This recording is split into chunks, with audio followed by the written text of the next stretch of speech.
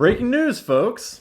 Turns out Charlie Kirk had bones of steel, strong enough to stop bullets.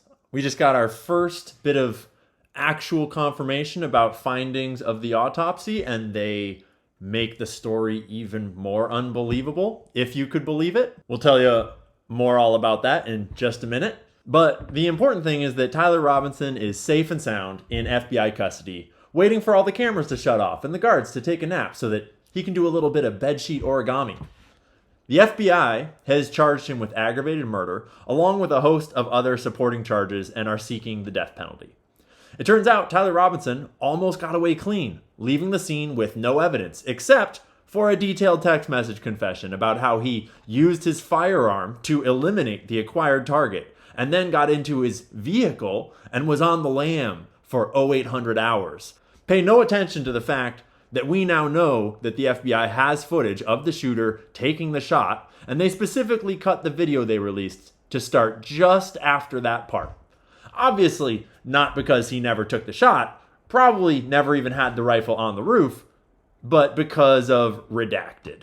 Pay no attention to the old man actively causing a distraction to help the shooter escape, or to the more than 10 strange flying objects that have been located in the cell phone footage, or to the fact that the wound doesn't match the shot, or to the fact that we are being shown a fabricated text message chain, or to the new photo that surfaced of Bro stopping by Dairy Queen for a little blizzy while he's the subject of a statewide manhunt. Trust the FBI to get to the bottom of it, just like they did with the Epstein files. Because just last week, Kash Patel came out and officially told us that Epstein never even trafficked anyone to anyone. Hundreds of victims are all lying to us. The court that convicted Epstein was totally wrong. Ignore all the evidence and forget all about it. Midterms are just a year away, and you're supposed to hate your neighbor way more by then. So they're going to need you to stop talking about uniting in our hatred of Israel and get back to the race war that they had scheduled. Thank you very much. Conspiracy theories are entering a Information is the oxygen of a democracy. There's so much evidence out there that even if less than 1% is true, that would be enough to collapse the current paradigm and change the whole planet.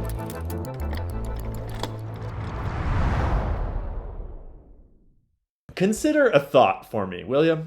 It's the thought that a lot of us are sort of having, but not really noticing. And then someone said it the other day, and it made me kind of think about it. Like, yeah, that's actually a pretty good point. And I was kind of thinking that. The assassination of Charlie Kirk is the most impactful assassination in the world since JFK, MLK, and RFK all the way back in the 60s. It's the most impactful one. Like, seriously, can you think of another anywhere in the world that rung out with such intensity all around the world, but especially here in America? I mean, if you dabble in the tinfoil, you might say Michael Jackson or Prince. In some ways, you could say Epstein, but that's kind of a different category. You could say JFK Jr., strong argument to be made for Princess Diana, but really none of those tragic accidents are in the same category as a public execution like this was. This is something completely different. And regardless of your opinion of Charlie Kirk's life and legacy, I think we can all agree on the right and the left that most of us didn't really realize how impactful Charlie was in life, and none of us could have ever predicted how impactful his death would be. And any time that there's a political assassination, one of the first questions that you ask should always be, do we see evidence of intelligence agency involvement? Because after all, even the briefest read of history would inform you that intel agencies are the primary perpetrators of political assassinations in the modern world.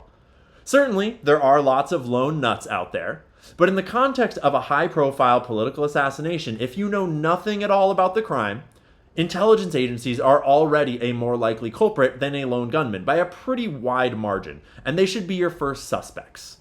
And so then, you look at the actual evidence surrounding the case. Because the signature of an intel agency hit job is very different than that of a lone vigilante. And keep in mind, we know quite well that intel agencies usually try to disguise their tracks to make it look like the work of a lone nut. But that's actually not as easy as they'd like it to be, especially in the age of cell phones and 4K video.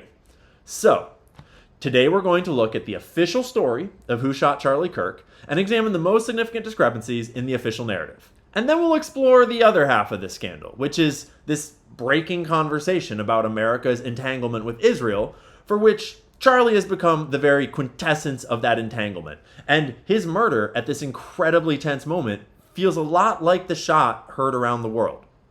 To be clear, I am not making the argument in this video that we have enough evidence to accuse Israel of the crime, and no one is saying that. In fact, Candace and Tucker and Dave Smith and Megyn Kelly, all the big conservative influencers that have been swept up into this conversation around Israel, none of them have made even the slightest claim that Israel is involved at all.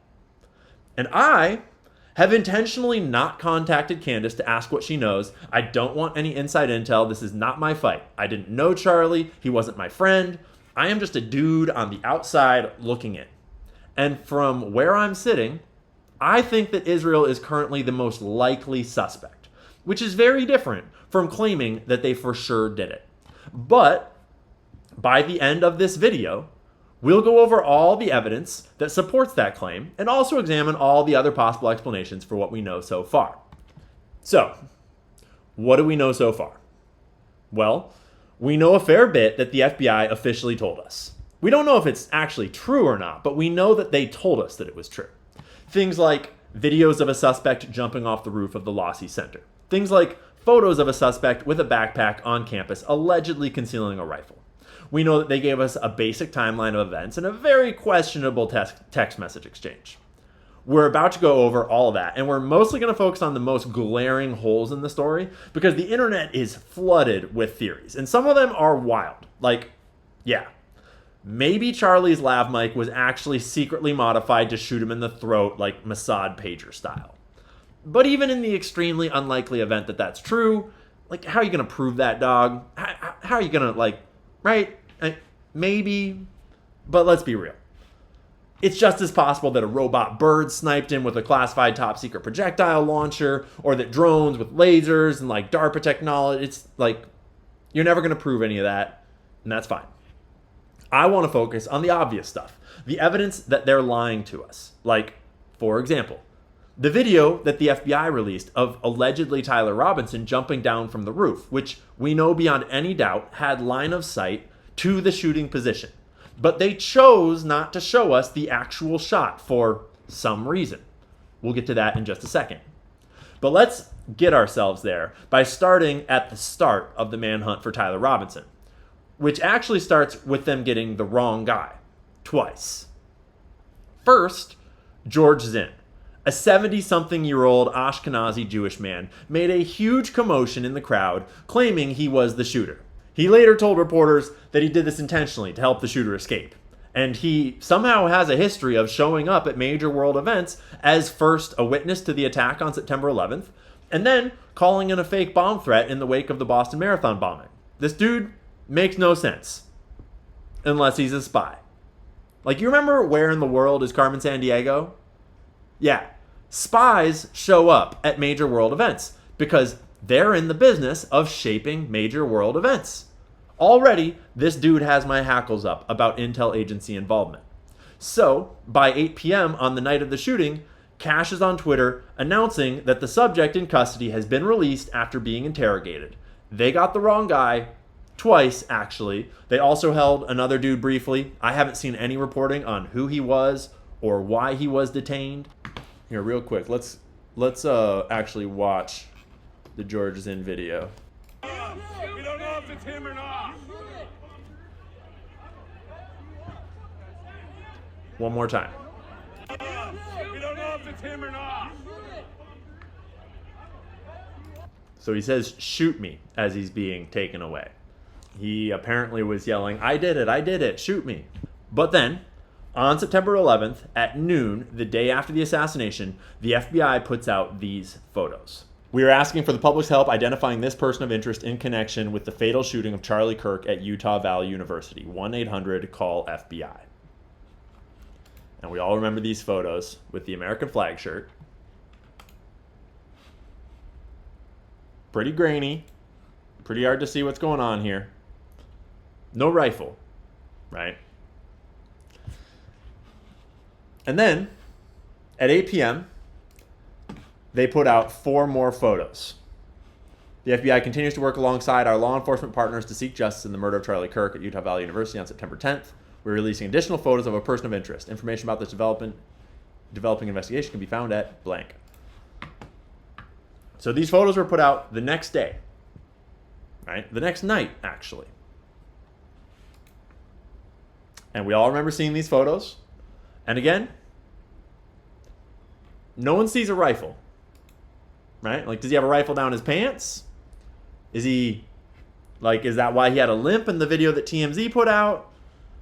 Sure looks like he's bending his knees, right? That's his right leg. That's his left leg. 30-06, like a Mauser hunting rifle, is a pretty big gun. Those are pretty skinny jeans. All of the experienced shooters, special forces, all those guys on the internet are having a hard time squaring the theory that he stuffed this rifle down his pants and that it's somehow concealed in these photos. But it gets even better because at 10 p.m., they put out this video.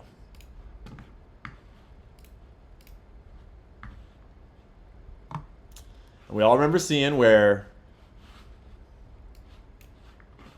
and as it zooms in, you can see the suspect running on the left side of this structure. Then in a minute, he appears on the right side of the structure running still. 12:23, 48 p.m. He's got something in his hand.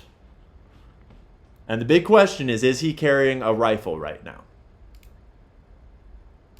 Is this shape that he's putting down as he clambers over the edge, is that a Mauser hunting rifle? Listen, I'm not the gun expert. I am not the gun guy. That is not a rifle. And a lot of the gun guys, as far as I can tell, all the gun guys agree. That is not a rifle. And as he climbs over and jumps down, you can tell that the rifle's not down his pants because he would have just split his jeans completely in half as he landed. As he picks it up and runs away, is this thing in his hand? Is this a rifle? It looks a lot more like a sweatshirt or maybe his backpack. He actually has to grab his hat with his other hand and put it back on his head. Is it a rifle? I mean, maybe if you aren't familiar with how big this rifle would be. But there's another problem too, where once he clambers, jumps down, picks his shit up, it's not a rifle. And once he runs off over here, there's people all over the place out here actually.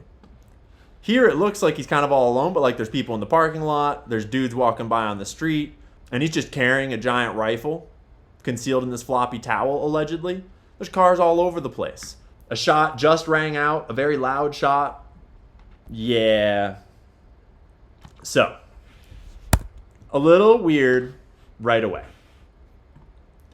But there's an even bigger problem with this video and with their official story, right? Let's look at this one more time. What do you notice about this video? What's wrong with this picture? Right there in the video, you can see that this camera has a clear and unobstructed view of the entire roof of the Lossy Center. So a homie actually went there to get eyes on the camera that took this video and confirm the suspicion that I just laid out, that we can see the location where the shot was fired from. Why aren't they showing us that extra 3 seconds of the video right before they started this? Right? So this is Blake Bednar's, and he actually went to campus and located the spot. And he's going to find us this camera. So this is the corner where homie jumped off the roof. It's over here to the right. He's in the parking lot right now, and he's looking right up there. And that is the security camera that captured that footage. Okay? That is the security camera on Google Earth. This is the building that we are watching him jump off of, right?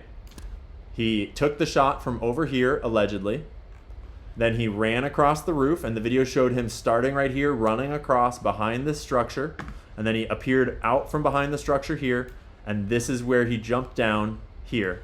And then he ran across this grassy knoll.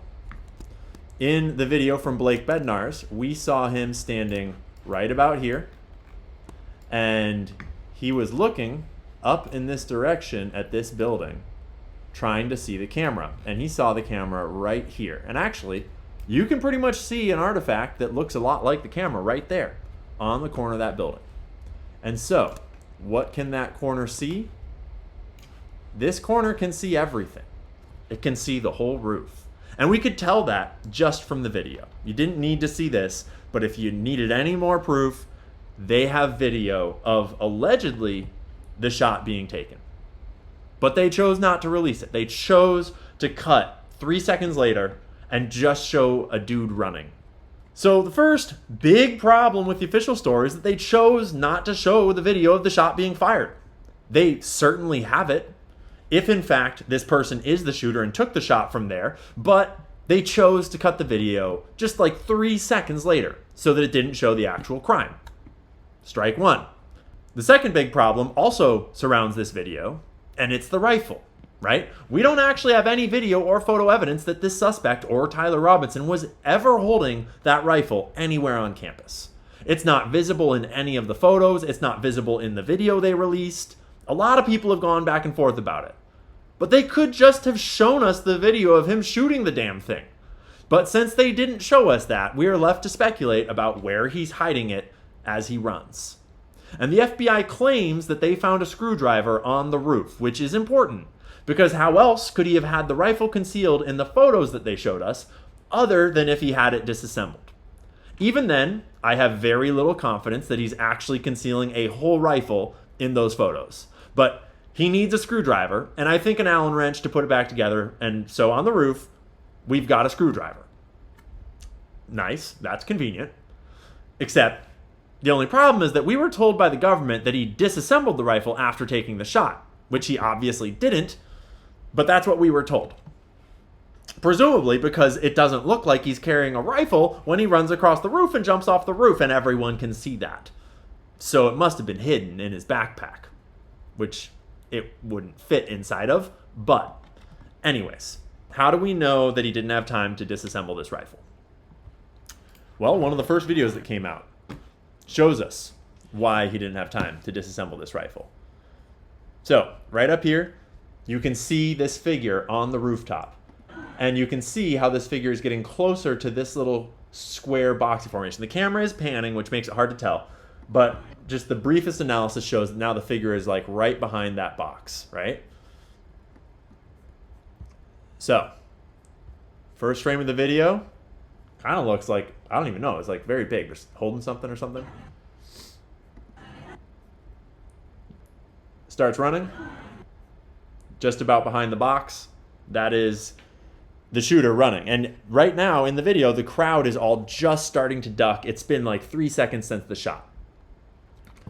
So, we can clearly see the figure on the roof running within seconds of the shot being fired. Then, cut to the video provided by the FBI, and it's clear that this video also starts seconds after the shooting. Let's, just for clarification, look at it one more time.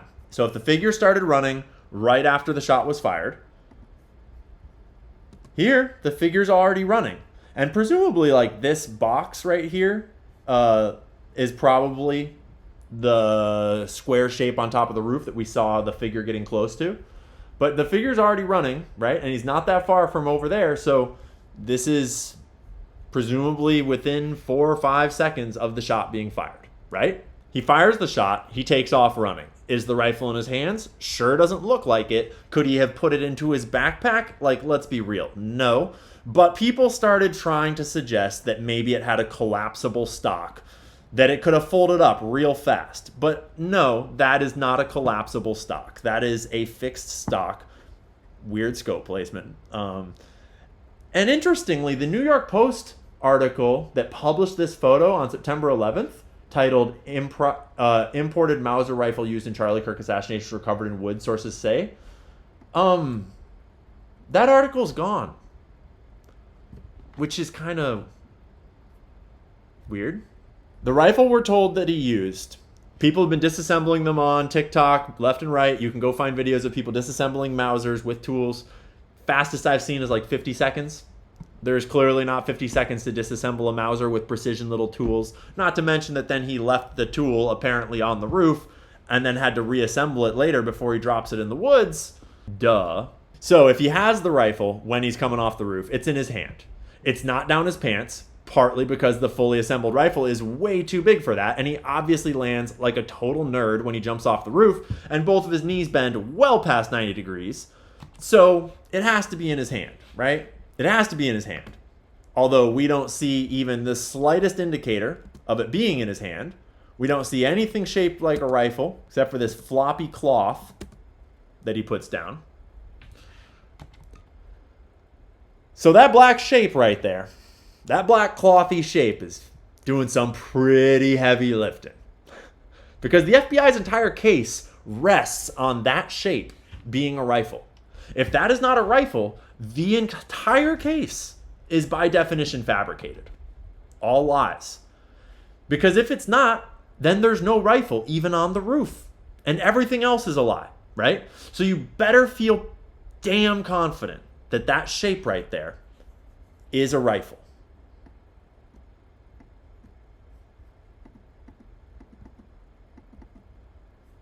Is it a rifle? Nah. After the subject jumps down from the roof there, he sneaks off across this grassy knoll to the sidewalk here. And in the video, we can see him waiting at the street where he crosses right here into this wooded area, which is where allegedly the rifle was ditched and dropped. So this is where he apparently changes his clothes. Allegedly, the original version of the story was that he reassembled the rifle in there with the screwdriver that was found on the roof, but they're not really talking about that part of the story too much anymore. So, yeah, changes his clothes, stashes the rifle in a towel that conveniently has DNA matching Tyler Robinson on it, apparently. Screwdriver conveniently has DNA matching Tyler Robinson, apparently, right? They made a point of telling us that the screwdriver and the towel both had the suspect's DNA on them. They didn't mention the autopsy at all. They didn't mention the bullet that they apparently didn't recover and avoided talking about for over a week until just now. There's breaking news on that we will get to shortly, right? They didn't mention gunshot residue on Tyler Robinson's person.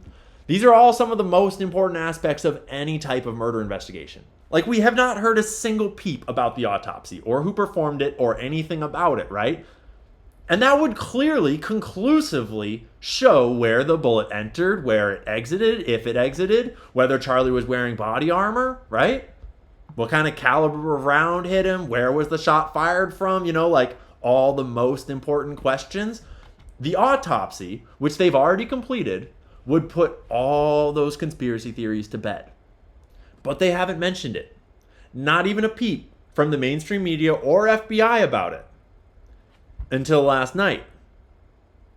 And we'll get to that in just a second. The new details about the autopsy are completely insane. But they matched Tyler Robinson's DNA to the screwdriver and to the towel that were totally not planted on the scene. And to be clear, I'm just making jokes. I'm not saying I believe they were planted. Certainly worth considering, but I am just making jokes. So, the official story is that Tyler Robinson changes clothes, stashes the rifle wrapped in a dark towel in this wooded area, and then walks back to his car and presumably just waits around town all night long with some amount of proximity to his rifle. And we know that because they gave us this alleged text message exchange, which has gone absolutely viral all over the internet because of how entirely unbelievable it all is.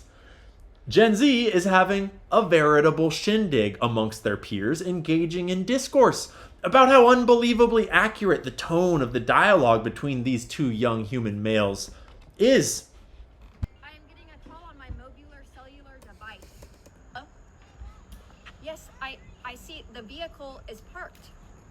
So seriously, like the left and the right were at each other's throats, and it kind of felt like we were on the brink of civil war. And then Cash put out these text messages, and everyone stopped what they were doing and remembered that none of us are buying this shit. Cash topped off his great week by declaring that Epstein didn't traffic any girls to anyone. 2 cases closed in 1 week. Really miraculous, you might say. So this whole timeline, though, is complicated significantly by Candace publishing this photo of Tyler at a Dairy Queen about 15 minutes away from the location of the shooting. All the way over here. The shooting was down here. And this photo was allegedly taken at 6:38 p.m. If you've seen reporting that this photo was 17 minutes after the shooting, that is incorrect, and that is people misconstruing the reporting. 17 minutes away from campus, but the photo was allegedly taken at 6:38 p.m., probably by a Dairy Queen employee on their internal security camera systems. And the internet is currently vetting this photo to try to figure out if it's legitimate, and it's looking like it is. So, real quick, does he look like he's aware that he's the most wanted man in America? Right? Like, let's take a moment here to talk about the profile of Tyler Robinson. What are we supposed to believe about this guy? Because he is just chilling, having a little freezy, some nuggies, while there's a national manhunt on for him. He hasn't even recovered his rifle yet. He's waiting to go back and get the murder weapon. What's his old man gonna think? Right? So, this dude apparently had a 4.0 GPA and scored 34 out of 36 on the ACT. He had a full ride scholarship to university, but then decided to drop out after just 1 semester. He's been described as a chronically online kid, but we haven't seen any social media profiles at all. None.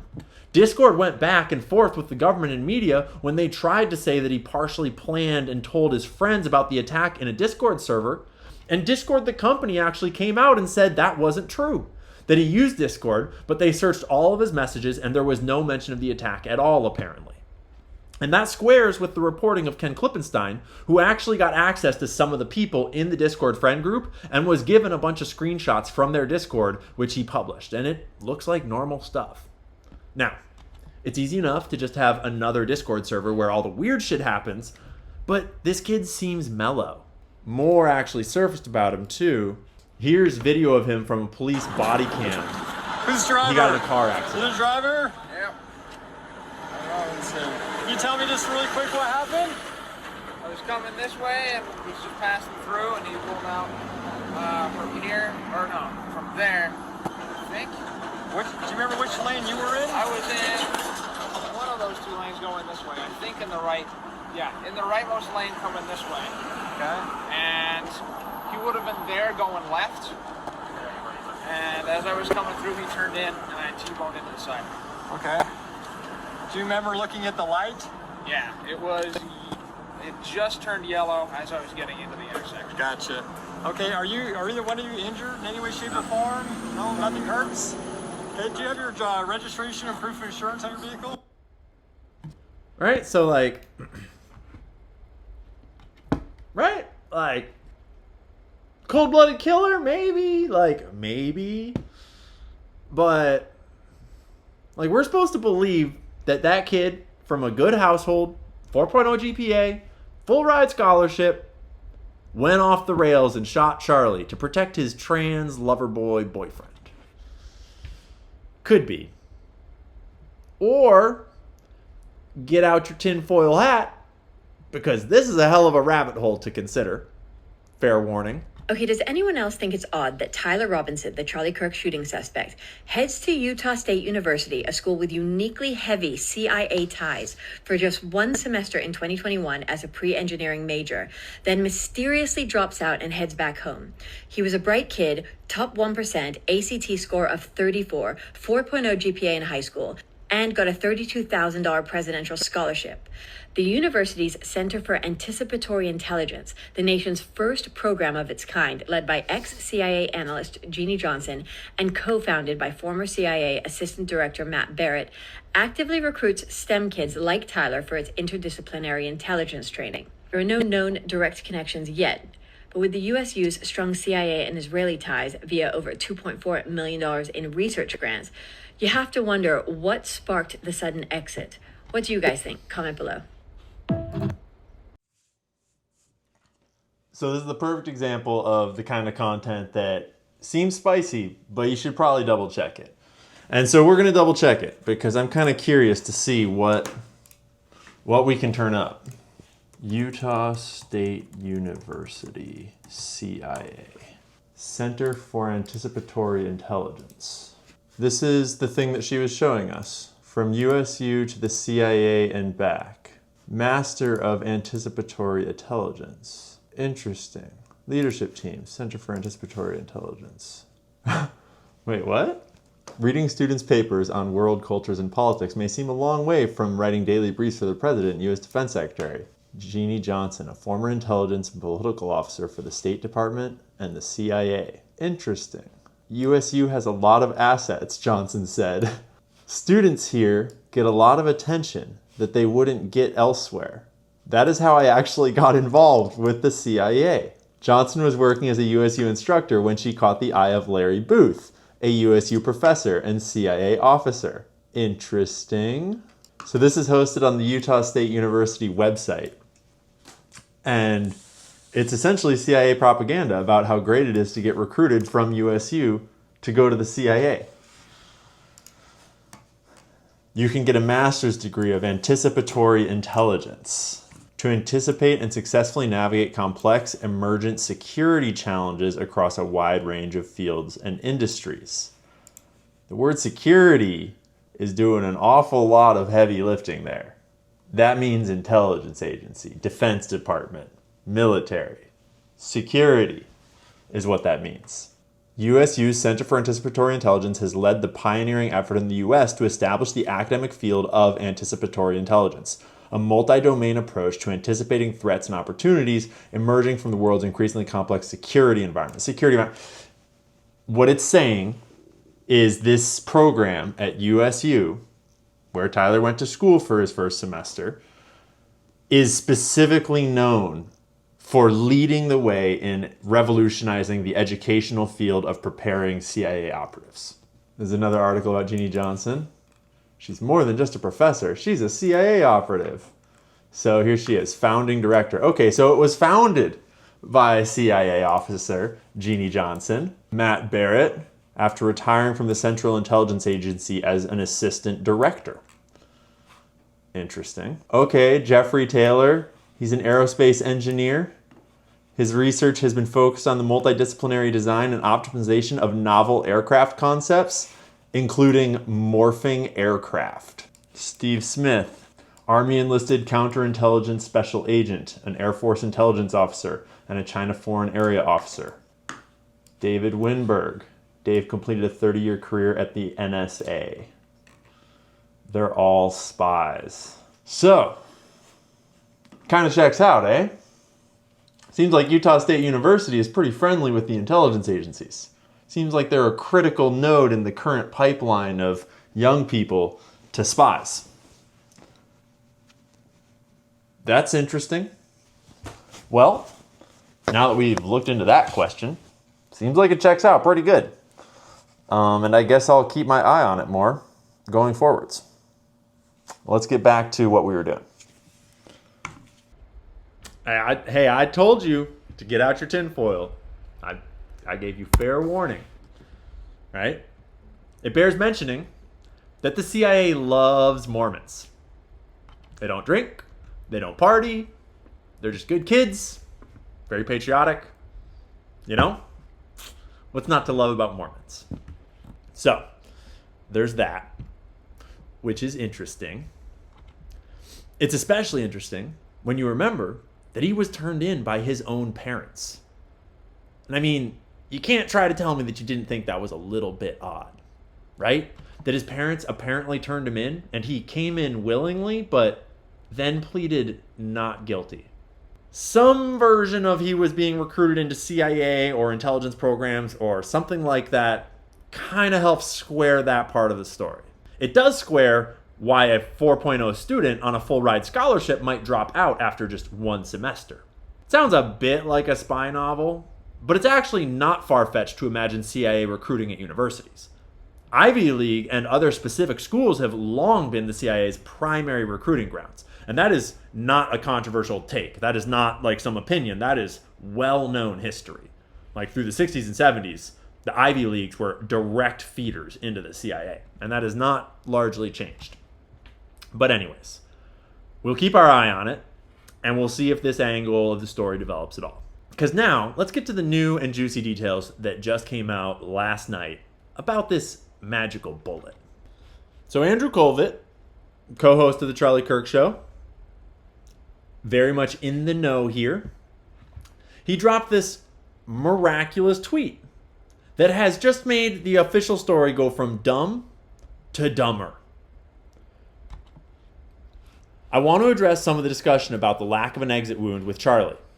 I'm usually not interested in delving into most of this kind of online chatter, and I apologize if this is somewhat graphic, but in this case, the fact that there wasn't an exit wound is probably another miracle, and I want people to know. I just spoke with the surgeon who worked on Charlie in the hospital. He said the bullet absolutely should have gone through. Which is very, very normal for a high-powered, high-velocity round. I've seen wounds from this caliber many times, and they always just go through everything. This would have taken a moose or two down, an elk, etc. But it didn't go through. Charlie's body stopped it. I mentioned to this doctor that there were dozens of staff, students, and special guests standing directly behind Charlie on the other side of the tent, and he replied, it was an absolute miracle that someone else didn't get killed. His bone was so healthy and the density was so impressive that he's like the man of steel. It should have just gone through and through. It likely would have killed those standing behind him, too. In the end, the coroner did find the bullet just beneath the skin. Just beneath the skin? Even in death, Charlie managed to save the lives of those around him. Remarkable, miraculous, maybe even magic. Right. So, now, I would like to show you a video of what a 30-06 round does to concrete. To cinder blocks, to be specific. All right, first shot, Ruger American 30-06, Winchester Super X 180 grain round. Let's take a shot at these cinder blocks.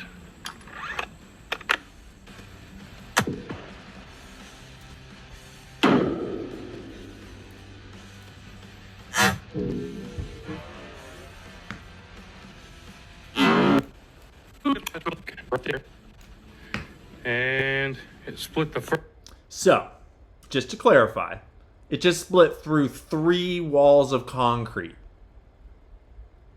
Okay? These rounds are well known for going through animals, definitely through necks, right? That's not to mention all the blood splatter that would be on the back wall if a round like this had hit Charlie Kirk in the neck. Just to be blunt about it. Man of Steel?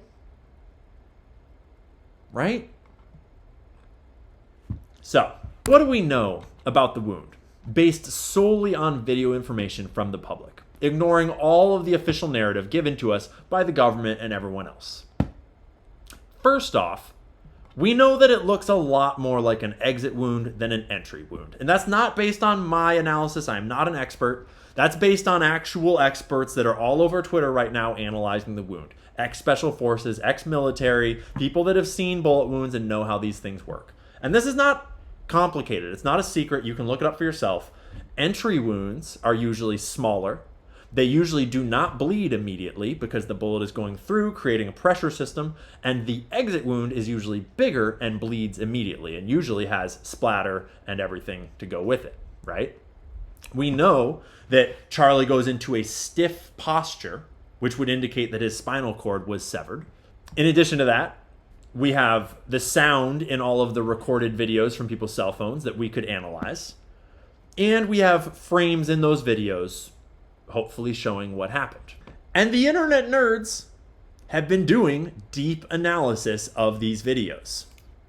This is what's called a crack bang analysis, and we'll explain that in just a second. But basically, when you analyze the audio of a gunshot, there's two signatures that have a distinct difference in speed that you can measure the distance away from the shot that you are. You can't pinpoint exactly where the shot's coming from, but you can tell about how far away the shot is from you when it was fired. And so if you have 3 points where you have video of a shot, then you can triangulate wherever all 3 of those range circles intersect. That's probably where your shooter is located. And 7 crack bang analyses seem to be lining up with over here on Charlie's right, which we will look at in just a second. Now, this person has yet to make a video explaining their specific crack bang analyses and how they made these calculations, and I'm not going to pretend to be some expert at crack bang. Not my field of expertise at all. This is speculative at this point. This is not proven fact. But it is highly indicative that it's not lining up to the rooftop at all, right? And I'm looking forward to other experts double checking this person's work. I'm sure that everyone that's looking at this stuff has already seen this guy's work. So just really briefly, how crack bang works. When a round is fired that goes more than the speed of sound, there is a crack initial signature that travels faster than the bang that follows, which is the actual. And I don't understand all the physics of it, but you can look it up. You can get educated for yourself. And there's 2 signatures, and the distance between those 2 sound signatures can give you an estimate of how far away from the gunshot your camera was, okay? He's got some of his calculations here that I'm not going to try to pretend to be an expert at. So, this is a photo of the crowd during the event over in the direction that that crack bang analysis would seem to indicate. It would be indicating something like this balcony or something like this rooftop.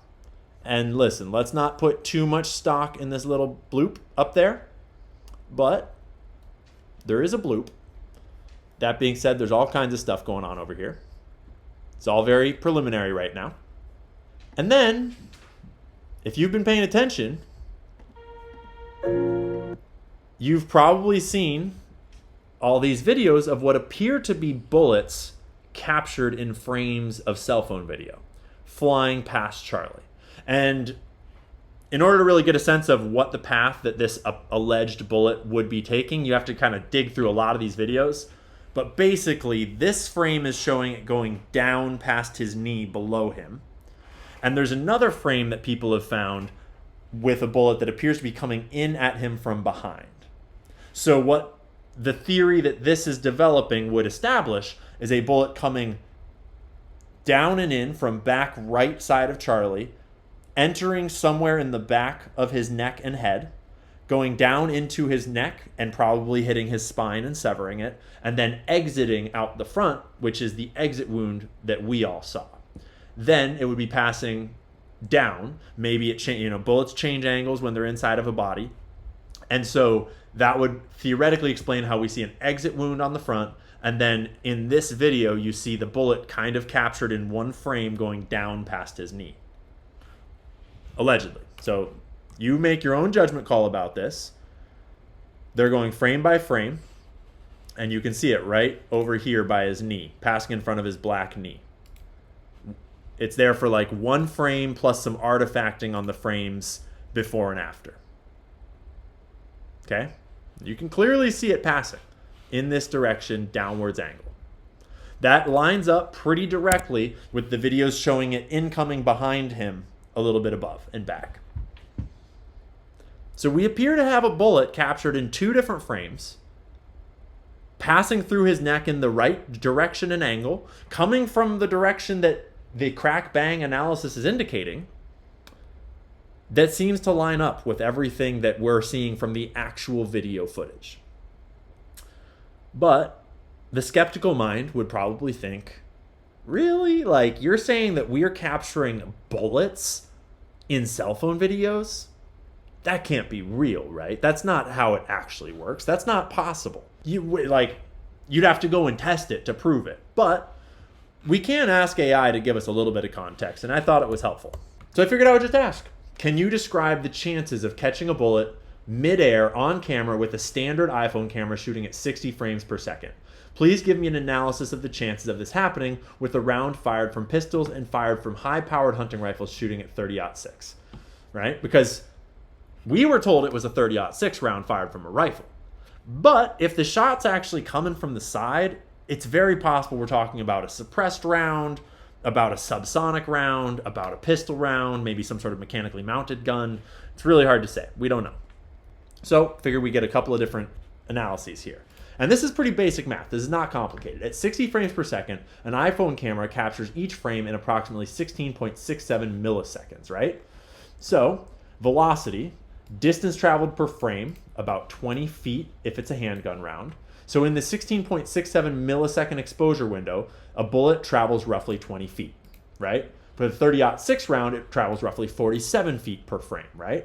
So it gave this probability analysis of like, what were the chances of like a random bullet being captured in a random video? I was like, whoa, hold up. That's not the question that we're asking, right? I reframed the question to say, listen, if you were filming with an iPhone camera at a 100-foot wide view, because this camera could see, like probably more than 100 feet of the actual event, and we know that a bullet fires through its field of view, right? We're not asking like, what are the chances that a bullet would randomly pass through a random camera's field of view? We're asking, if a bullet was fired through an iPhone camera's field of view, shooting at 60 frames per second, what are the chances that one of those frames would have the bullet in it? So, a handgun round, time to cross a 100-foot field of view would be 83.3 milliseconds. So, there would be 5 frames through which the bullet would pass. The bullet would appear in multiple consecutive frames. For a 30-06 round, it would probably appear in about 2.1 frames. Under these conditions, the probability changes from astronomical odds to actual near certainty. A handgun would have 99% probability of appearing in at least one frame, likely 3 to 5 frames consecutively. And that's obviously assuming that it's against a dark background with enough light bouncing off of it that you can see the bullet against its background. And in this case, both frames that we have the bullet appearing in, it's against Charlie's black pants in the latter frame, and in the frame before it impacts, it's against a man with a black shirt. We would expect it in 3 to 5 consecutive frames, and we see it in like one frame behind him, one frame on impact, maybe a frame inside of his neck and a frame coming down past his knee. Right? Like, that kind of lines up. So, as a general rule of thumb, anytime that someone gets shot in public in America and it's a big conspiracy and it seems like we're being lied to, it's probably worth following along with John Cullen. He broke a whole bunch of the stuff wide open about the Las Vegas shooting back in 2017. And he certainly is getting involved in this one. John can be a bit of a pain. He can be a bit of an ass online, but he does some damn fine work. And he has been tracking a couple of developments on this story that basically no one else is talking about. And whether that's for some suspicious reason or because it's a little too nuanced and esoteric and people just haven't quite caught up to where John is at yet, I don't know. But let's take a quick look at some of these flying things that John is finding. Not just John, but John is at the front of this. So I'm pretty sure that John has found a CIA spy plane. It sounds like him and Jason from Crowdsource the Truth have been zeroing in on this spy plane that just so happened to take a flight over there that is sort of in the pipeline for air-launched drones, because they've been finding a whole bunch of what look like drones in the footage, like I think more than 10 instances at this point. And Jason is a professional at like optical analysis, like technically analyzing video and sound. John is extremely proficient at analyzing everything to do with a shooting case like this. And they're pulling out little pieces of stills out of the footage with little flying objects that are not, it's not really clear what they are. See, this is from a Crowdsource the Truth video. So I don't really know what to make of it yet. I haven't spent the time to kind of follow along super, super closely with their investigation, but it's worth knowing about and it's worth looking into. It's a little beyond the scope of what I'm talking about here today, but I'm keeping my eye on what they're doing because they might be onto something. And I got in touch with Jason and said, we have got to do a show together. You come on, please, hypothetically speaking, show everybody what you found. Jason walks us through 5 different UAVs. Now, this is one of them. You can, if you look towards the top edge of the screen, you see it in the actual, what would you call it? The actual what?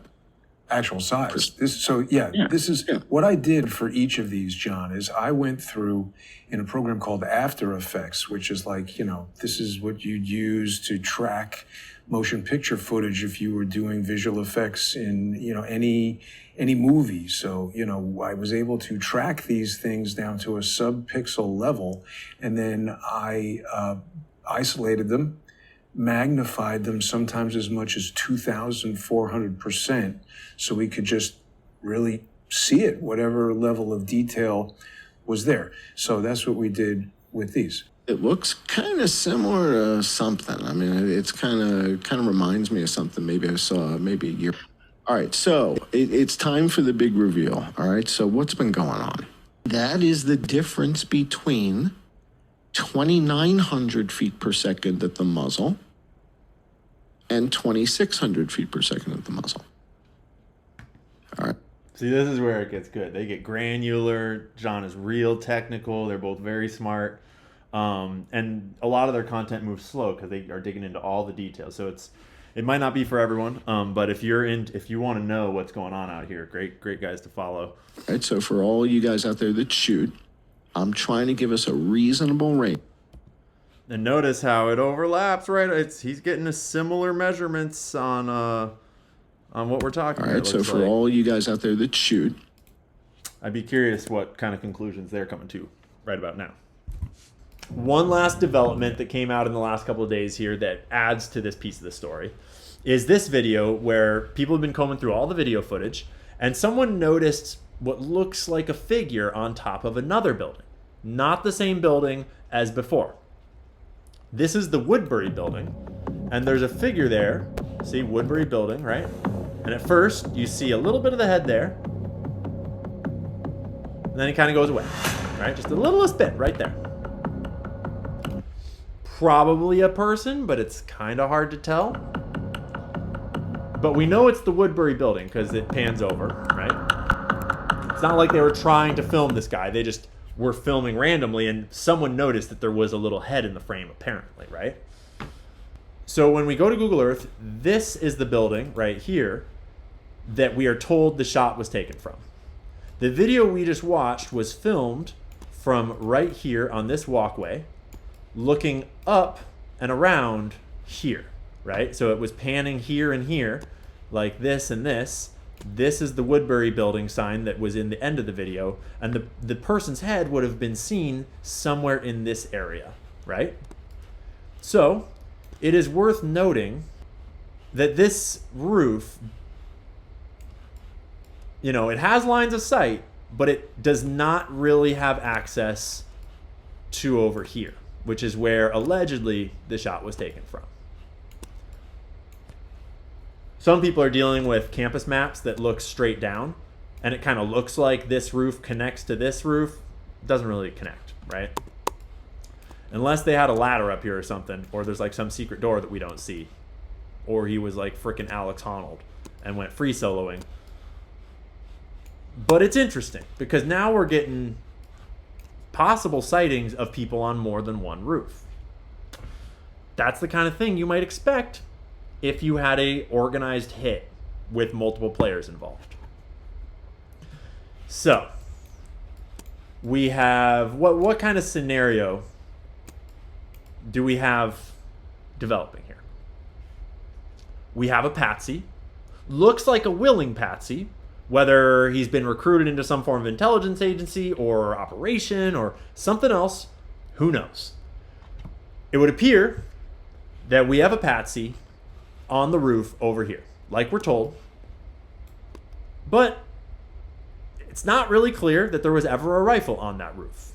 It kind of looks like the rifle was never even on campus grounds at all, but instead, homie just went for a little walk for the cameras, hence why they didn't show us the footage of the shot being taken, because it doesn't look like the shot was taken from there.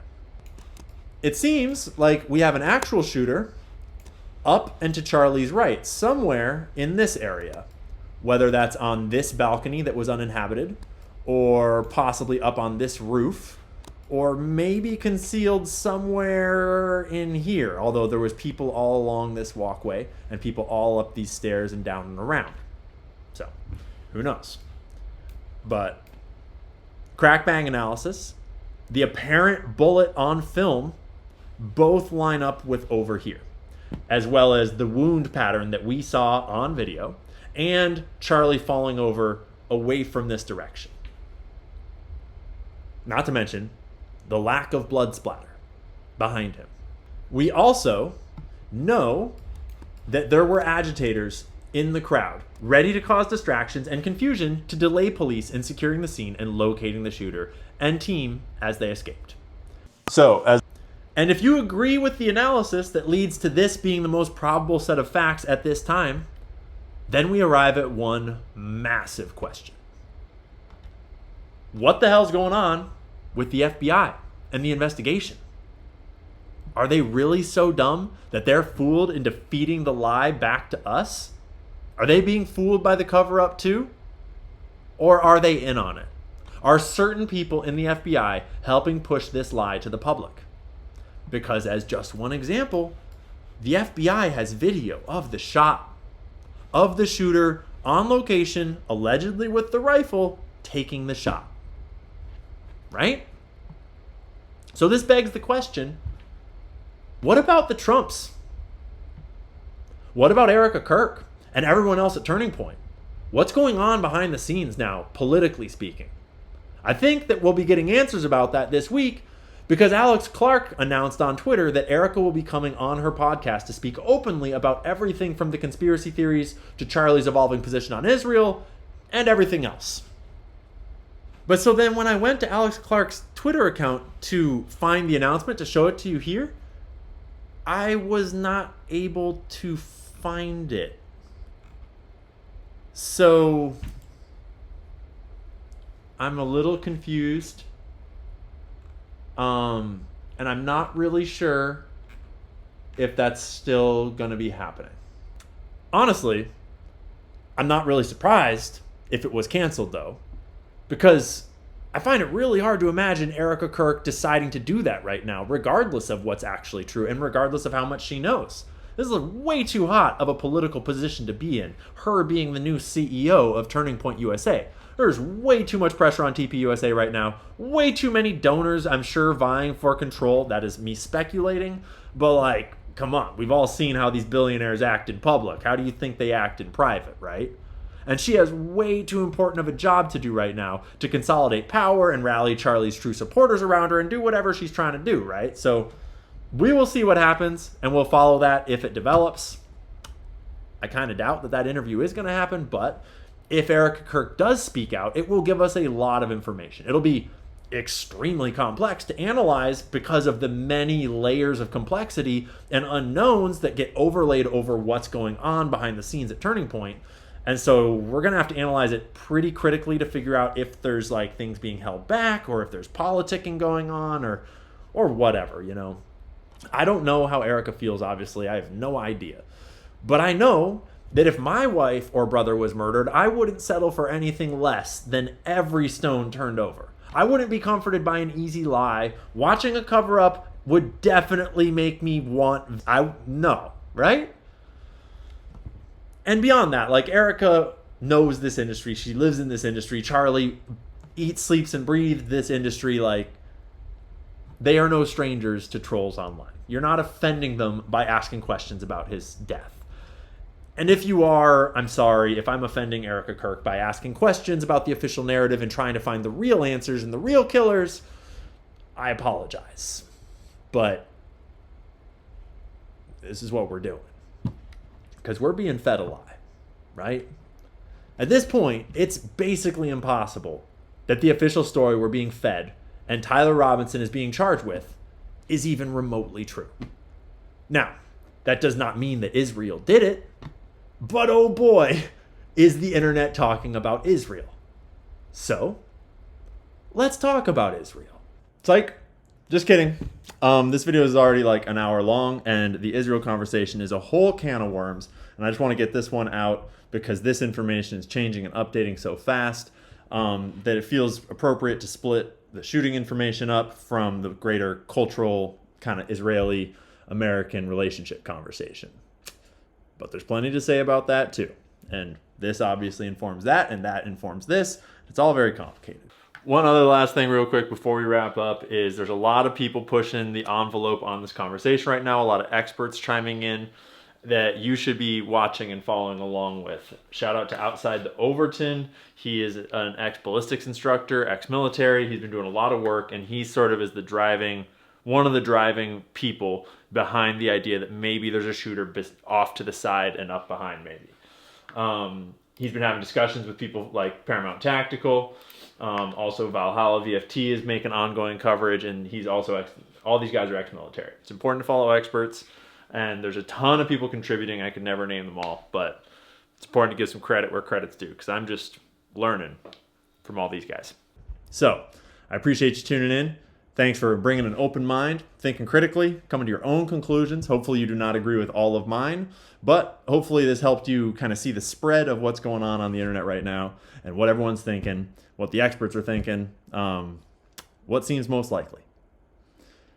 And you most likely shouldn't trust the government. Bye.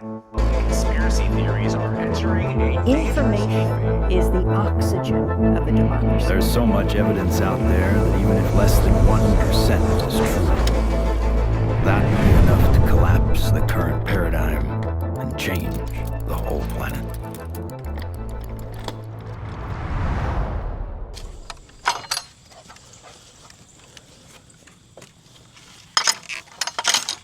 So, it's been a crazy week. A lot has happened. I'm sure that a lot more will happen next week. I'm pushing this video out really fast so that this information is as up to date as it can possibly be. But I'm sure that we'll learn new information soon enough. I also want to give you a little announcement that right now, after this premiere, after the stream is over, we're going to be jumping on a live stream to just talk about the details, talk about the evidence, to spit theories, to read super chats, to talk to the chat, and just hang out and talk about all the theories running around right now, and maybe do a little research on stream. So that'll be here on YouTube and on Twitch. Right now on my channel, this video ends in like 10 seconds, and you can just pop into the live and come hang out, and we'll discuss everything if you got any questions. I'll see you there.